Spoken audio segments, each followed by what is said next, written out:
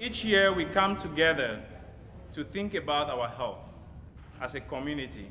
Initially, when we started this, we thought it would be Central Africans, usually Nigeria, Cameroon, Ghana, Congo, and a few other countries. But as we go over last year, we realized that there were about 7 different countries that came, including from South America.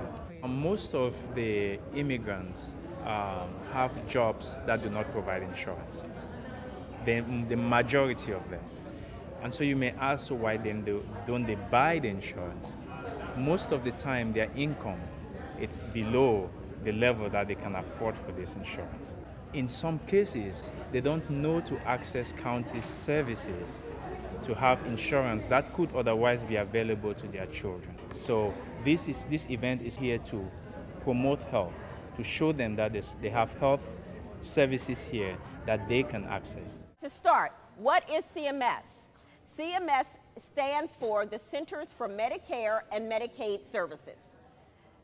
The goal really is to educate this community and to educate faith and community leaders armed with information about Medicare, Medicaid, and CHIP that they can take back to the communities that they serve. Because we do recognize on a lot of different levels that faith leaders, community leaders, are a resource for people in their community. People will trust their pastor or their imam or someone else that's in a position of leadership in their community before they trust their healthcare provider.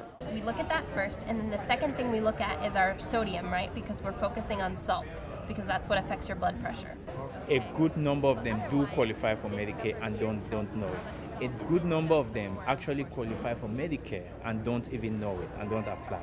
So I think it's something that we were not very good at promoting in the past. But this year, we've been able to partner with the Cameroon American Council to bring those services to our population. It is events like this that really help to give that information to them. And by giving that information to them and encouraging them to access these services, our hope is to improve not only health access, but to also identify risk factors that are otherwise different in this population.